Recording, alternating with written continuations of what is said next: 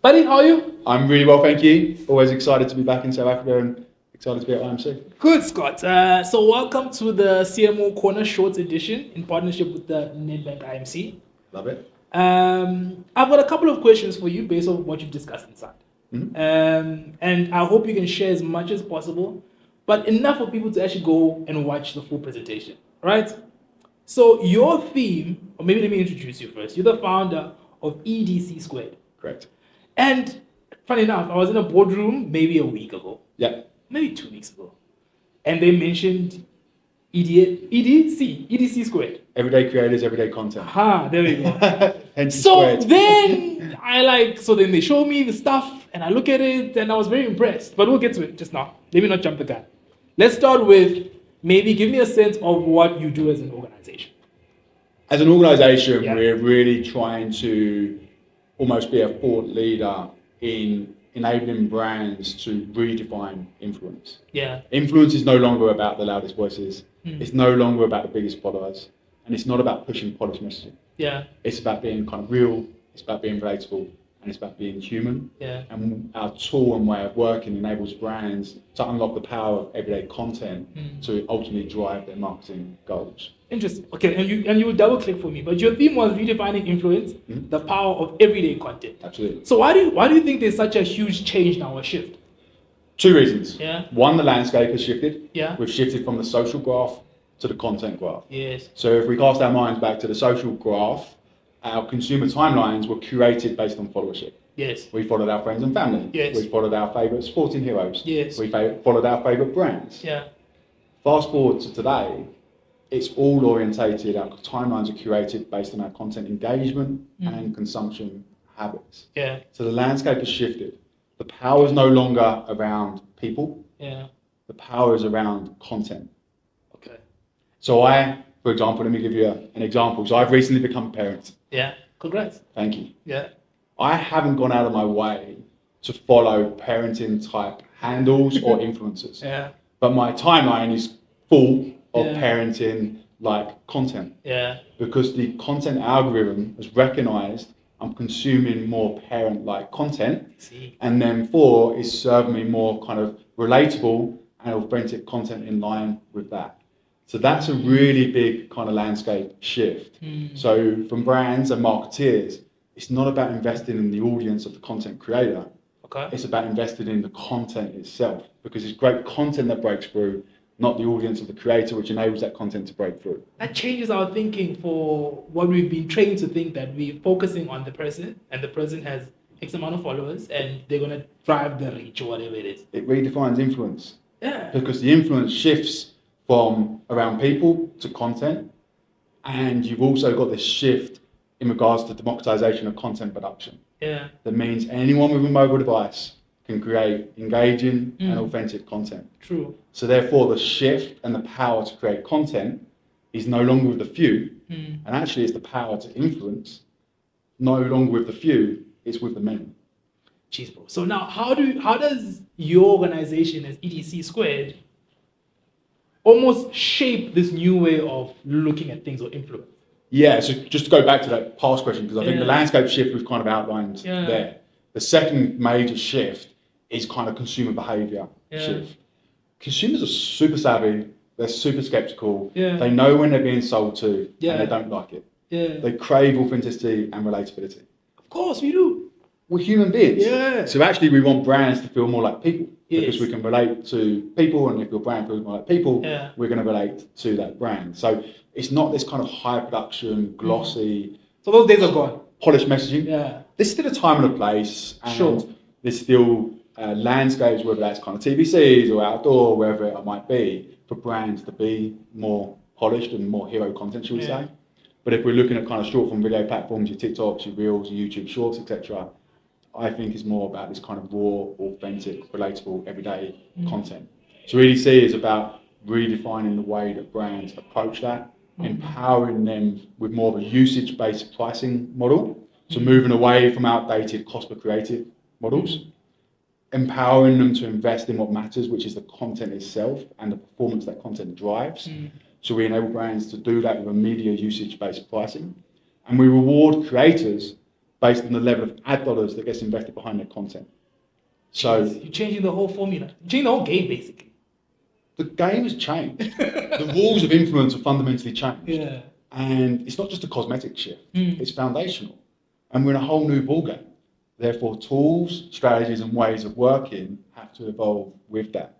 And that's what we believe EDC provides, the ability for brands to unlock the power of everyday content, enables brands to feel more like people, drive more deep and meaningful engagement, and drive bottom line business impact, and create opportunities for individuals by enabling them to monetize their content for their favorite brands, and gamifying that creative piece by enabling creators who create better performing content for brands to earn more.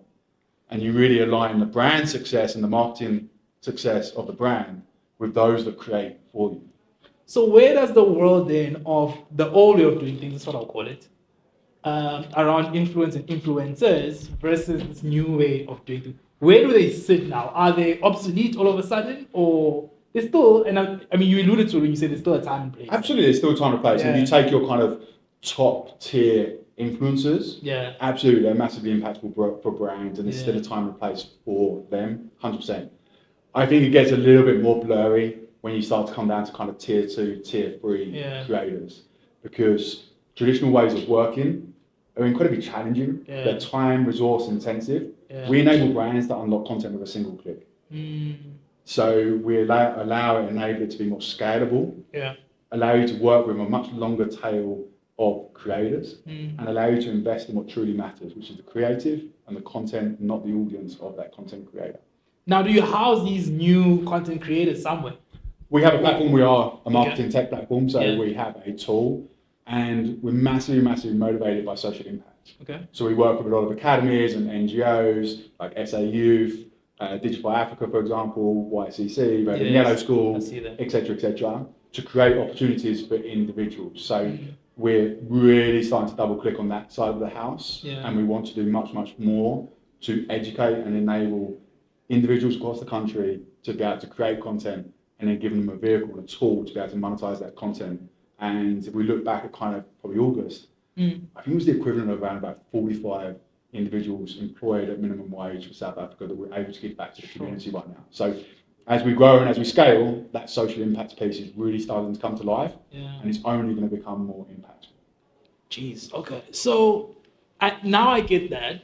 Then my question is, do I, as a consumer that's receiving or looking at the content, don't feel like I'm being advertised to at that point? Even though it's like, possibly it's bad language, but bottom end of the influencer funnel. But you've got to understand what influence is. Yeah. Like what is influence? Influence for me is if you have the ability to convince me to do something, there has to be some form of action. Okay. Then you've influenced me. Okay, and what is going to convince you to do something? If something is relatable. If something's relatable. And if someone is pushing messaging to you that is unrelatable, because maybe they are a much bigger influencer and their world is very different to yours, does that mean that's relatable? Interesting.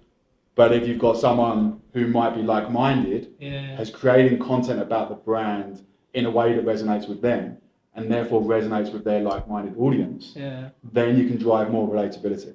Yeah. We also focus on the content graph. What is that? A piece of content that resonates with me about brand X could be different to the piece of content that resonates with you about brand X. Yeah. So if we as a brand have got 2 pieces of content, we can only drive relatability to a factor of 2. Yeah. Because the content graph algorithm is designed to serve different content to different audience buckets. Yeah. But it's only got 2 choices to make. Lovely. If we can unlock 20 pieces of content, Yeah. diverse content about that brand, we can drive relatability to a factor of 20, driving more deep and meaningful connection between consumer and brand. And this is what we're focused on as EDC. Sure. So do you have any success stories maybe from brands you've worked with in the Absolutely. past? Yeah? Do you want to share? Absolutely. So we've done some awesome stuff with PepsiCo, a ton of different brands within their portfolio, the likes of Knick Knacks, Munchies, Wellingtons, for example, all about driving more cost efficiency from an ad investment point of view, all about kind of driving more deeper, meaningful connection. Yeah. And actually kind of also from a resource point of view, enabling brands to actually be more efficient on that side, as well as the likes of Capitec, for example, and a ton of others. So we're excited about what we've done and where we've come from. Yeah. We're even more excited about where we're going and what more we've got to come. Yeah. And we look forward to kind of. So where are you going? Give me a sense. Give me a teaser. Surely you can give me a teaser. Where are you going? Look, we believe that we've got a solution and a product which fits business needs. Yeah. It enables brands to invest their ad dollars more efficiently. Yeah. And actually take a very objective approach to content investment as opposed to a subjective. Yeah. And I think that's incredibly important. Yeah. The way of working that aligns the success of those that create for you to the success of your marketing activity, to foster those longer term, always on relationships and nurture this ecosystem where everyday content creators really understand the brand really understands them, and you're fostering this everyday content engine that becomes incredibly powerful. You enable brands to be more resourceful by enabling them to unlock content with a single click, which is incredibly powerful and scalable. And you drive that business impact with the social impact side of it. We provide 50% of our revenue back into creators. Wow. So we invoice brands 20%, 10% of that we keep as an organisation, 10% of that goes to creators. So everything we drives a positive social impact. Yeah. So we're very motivated by that piece, the opportunity side of social impact, but also the moral marketing side of social impact. Brilliant. I think you've got a brilliant model. So inside, within your team, what are some of the key things you hope people can take out, and as people that will be watching this episode can actually go visit and look at your talk? Yeah, I think it's all about that kind of shift from almost an audience first and an audience centric approach to a kind of content first and a content centric approach. Yeah. That major shift in regards to the landscape, social graph to content graph, is significant. It's a very different playing field. Yeah. And the consumer behaviour shift, this hunger for authenticity, this hunger for relatability, and this skepticism around being sold to. Therefore, the shift from kind of high production, glossy ads to more kind of raw, unfiltered content. That's where I think that kind of mindset needs to shift, and hopefully that will get people thinking about almost a better way of doing things, a more efficient and a more effective way of doing things. Do you think TikTok had a huge impact on this new change? Fundamentally. Yeah, because that's what I'm thinking. Absolutely. Yeah. TikTok was ultimately kind of one of the first that came with the content graph. Yeah. And it has a shift in regards to the landscape. The reason TikTok was so sticky as a platform, so I spent 5 years at Twitter before I went to TikTok. Ultimately, Twitter... So you left after Elon joined? This was before, yeah. Twitter was ultimately the kind of focused followership platform. True. You followed handles, etc., etc., etc.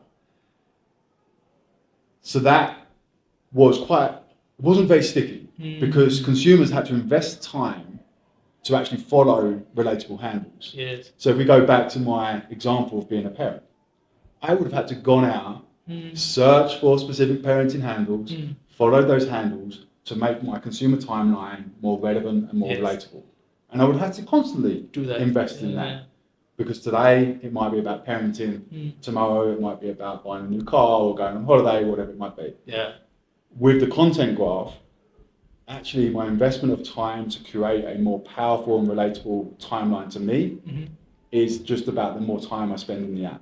Gotcha. Because the more content I consume, the more content I engage with, the more relatable content that's going to be surfaced to me in relationship to those consumption and engagement habits. I get it now. So that's very, very different. Yeah. No, that's good. Now, thank you for your time. I think you've shared some things we can ponder on. Amazing. As we live in this world of influencers and influence and redefining that. People must definitely look at your business. You're doing phenomenal things, working with phenomenal brands. So kudos to you. Thank you. And thank you for your time, man. Thank you for having me, and appreciate it. Super. Cheers, buddy. Cheers, man.